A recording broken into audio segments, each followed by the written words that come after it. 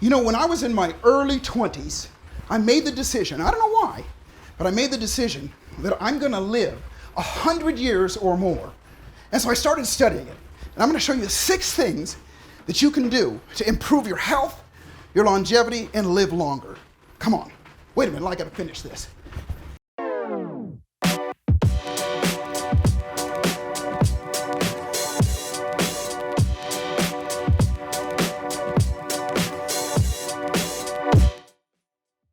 You may or may not know this, but one of the fastest growing groups of people in the world today are centenarians, people that are 100 years or older.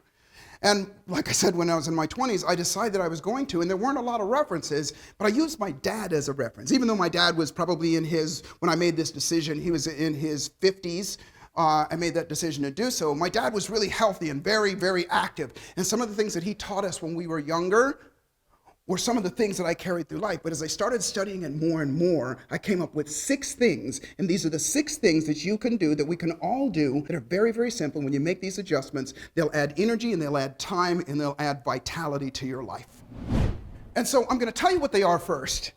And it's sort of like a little poem that I made up that you can remember. And then I'm going to break them down, each one of them, not only what they are, but how you can use them. And here's what it is. The air that we breathe, the water we drink, the food we eat, the thoughts that we think, the moves that we make, and the words that we speak. All 6 of those things. You make just a little bit of an adjustment in those areas, then what happens is you start to add more time, energy, and vitality to your life. So let's start with the first one, the air that we breathe. Now, the truth of the matter is, breathing is the most important thing that we do, but most people don't recognize that they're getting less air than they could. And oxygen is the most important thing, because you can only go about 3 minutes before your brain and your body starts to die. But the more oxygen that you do have, the more energy that you have, the more energy that you have, the more your body is able to heal itself and ward off disease. And just so you know, I haven't had a cold or a flu or any communicable disease in 37 years. Nothing. And so let's start with breathing. Here's what happens is most people breathe, they breathe like this. Up here like this, if they take a deep breath at all. But when we do, our lungs are shaped like this. They're narrow at the top and they're bigger at the bottom. What makes us breathe and what makes air comes in is this diaphragm has to come down. And so when it does, that means the stomach needs to come out, because most people, watch me, when most people breathe, they breathe like this. Stomach goes in. That's just the opposite. You're trying to fill up the smallest area of your lungs. So instead, allow yourself to breathe like this. And you do it on purpose for a while. And then what happens is you start to do it automatically. Your head starts to clear. You have more energy in doing that. The air that we breathe, take about, let's just say, 10 deep breaths every hour. Set it up on your phone, and you'll be amazed at the results you'll start to get. You'll become healthy. Now, secondly, and again, these are super, super simple, and they're things that we do anyway, and it's the water that we drink, the amount and the type of water that we drink. We've heard this before. We should drink 12 8-ounce glasses of water every day. Well, who's going to do that? Most people aren't. And the truth of the matter is that most people feel like, well, if I drink that water, then I'm going to be going to the bathroom all the time. I don't have time for that. But here's the truth of the matter is that you lose and we expel water and liquids constantly. It's not just by going to the bathroom. Take a piece of glass or your glasses and go on them, and you'll see that it fogs up. Every time we exhale, we breathe out water. Our cells need that. It's actually food for us. And so here's a really, really quick and easy way to drink enough water a day. Again, my cell phone, I use that thing like it is my lifesaver, because it is. And I'll set it for every 2 hours. I'll say, Siri, remind me in 2 hours to drink a glass of water. And every 2 hours when that thing goes off, grab a glass of water and drink it down. That's all you got to do, as long as you're awake when you're doing that. What you're going to find is, in the very beginning, you might be going to the bathroom a lot. But as time goes on, you won't. Your body's going to use that water for something. The other thing is it's going to keep you from drinking other stuff that's not good for you. The juices and the Cokes and the sugary drinks and things like that. Drink the water. The other thing is get clean water. Obviously, a purifier. I like ionized water. You can learn more about that. Water we drink. Now, this next one is a no-brainer. But you'd be amazed. Matter of fact, you wouldn't be amazed. Just look at the population right now. And by the way, I'm not throwing any shade on you or anybody else for being overweight if you are, or being, underweight if you are, or whatever. I'm just saying that these are things that you can do to improve yourself. Next is the food that we eat, the things that we put in this pie hole that we have right here. I'm going to make it really, really simple. Most of us are smart enough to recognize that fruits and vegetables are the thing that are going to keep us the most healthy. My true belief is that everything that is good for our bodies grows up out of the ground, on a tree or a bush or a vine, or bubbles up from a stream going down. Now, obviously, there's a lot of different choices. And I'll talk to you about things that you want to eliminate. But here's what I want you to do. 70% of your body is water. 70% of it. So your diet should be about 70% water content food. Fruits and vegetables and things like that. Things that have a lot of water content in them. That's where all the nutrients, leafy green vegetables and things like that. If you're going to eat meat, get it from a clean source. But here's what I want you to do. Watch this. Take your fist and go like this. And then I want you to put it on your body like this. And that, right about at that place right there, that's where your stomach is, and that's about the size of your stomach. So if you're eating a plate full of food that's bigger than the size of your fist right there, you're overeating.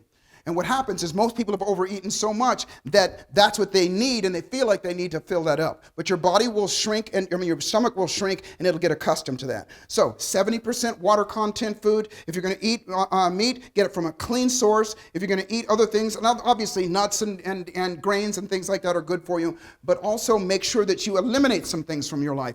Eliminate sugar as much as you can. Alcohol, for me, eliminate or greatly reduce dairy products. Those things are, they're not going to kill you, obviously, but they are going to take away from your energy. What your body cannot process or eliminate, it's going to store as fat and clog you up. The food that we eat. This next one, I've said this a bunch, is a no-brainer. No, it's not. This one is a brainer, and that is the thoughts that you think. The thoughts that we constantly think. It's called our psychology. And I'm going to break it down for you. The thoughts that you think about yourself, the thoughts that you think about other people, and the thoughts that you think about the world around you, everything around you. Obviously, if you think about things in a way that cause you to feel good, then guess what?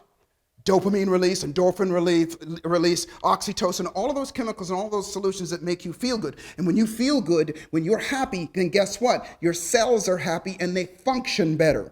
All of us are made of cells. So focus your attention on what's great, what's good. Focus your attention on what you're grateful for. Take some time every single day and what we call a gratitude journal. Look yourself in the eyes and say, I love you. Put your focus there. And the more that you do it, the more you will do it. And the more that you will do it, the more that you'll do it. It becomes this geometrically growing loop, and you start to feel better. And guess what? It causes you to want to do the things like eliminate the things that are your habits that are causing you pain and robbing you of your energy in the past. So you'll start to want to do the things that are healthier for you as well. Think. Look where you want to go, say what you want to say, and you'll start to think that way, and pretty soon that'll become you and you become healthy. I was really fortunate. My father was a very physical man. He was in really good shape, and he actually tried out for the Olympics back in the olden days. But he used to do this thing, and we didn't like it as kids, but I'm so glad that he did because we got this discipline. And we would always tell us, listen, every day you have to do 50 knee bends or squats, 50 push-ups, 50 jumping jacks, and 50 sit-ups. And he said, not some of the days, not most of the days, every day. And this guy, he was so disciplined, he was a military man, that he would put a chart on the wall, a calendar on the wall, and each one of them, myself and my 3 sisters, we had to check off that we did it that day. And if we didn't, if he came in late at night and he looked at that chart and it wasn't done, he'd wake our asses up and we'd had to do them. And so I'm not saying that you got to do that, but some sort of movement, walking, getting out and like I said, taking deep breaths, a smile on your face, all of those things release energy. And as soon as you release energy, as soon as your cells go, oh, there's energy available, then it starts to divert it to your immune system, starts to divert it to your brain, and everything starts to work in concert to help you become healthier and happier and more abundant. And then lastly, the words that we speak. That's right, the words that we speak aloud. We actually made a full video on this about the things that we speak. And I don't mean just the things that you say in your head. I mean the words that we speak out loud. Listen to me. Luck and health are manufactured. Let me repeat myself. Luck and health are manufactured. And they're manufactured by the words that we speak and the thoughts that we think. So if you say things, I am, anything you put after I am, will make you feel a certain way. If you say, I am tired, then guess what? You're going to feel more tired. But even if you are tired and you say, you know what? I'm recharging, or I am energized, or say, I'm amazing. I have thousands and thousands of people at a time in seminars saying to themselves, I freaking rock. And those words that we say to ourselves, or anything, poems, I say to myself, at last, the past is past, I've broken free and won, and now it's time to love myself and really have some fun. A bold new world is on the rise for all of us to have, and I'm the one, yes, I'm the one, a beacon that lights the path. Or you can say anything, all that I need is within me right now. I command my unconscious mind to give me the power, the wit, the strength, the recall, the love, the tenacity, the power, everything that I need to grow and to be strong. You just say stuff like that, because here's what happens. As ridiculous as this sounds, as simple as this sounds, remember this. Repetition is the mother of all skill. What does that mean? I call it human physics. Anything that you do over and over again, you're going to get better at, and it's going to become automatic for you to do, and that'll become your default. Speak, say it out loud, and you start to become it, and you become more healthy. And so let me tell you where a lot of this came from, and because I didn't just make all of this stuff up. I actually modeled somebody, and actually several people. In the beginning of this, I said one of the largest groups of people are centenarians, and that are people that are 100 years or older. Well, when I was in my late 30s, I discovered a guy, and this guy was 114 years old at the time.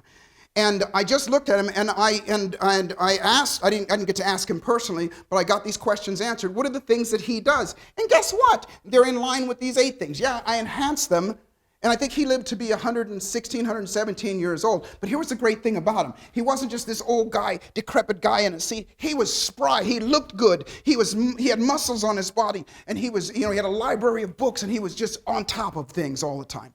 And speaking of books, if you want to level up your life, if you want to take it to the next level, click on the link below, because I have a free book for you. It's my gift to you. It's called Awesome Sauce. Click on the link, get the book, and in it there's exercises and things for you to do. Because remember, my outcome is always not to just give you information, but give you something to do, so that a year from now, or 2 years from now, 5 years from now, you look back and you go, wow, that's where I was, and I'm even more amazing now. My gift to you, click on it and get it.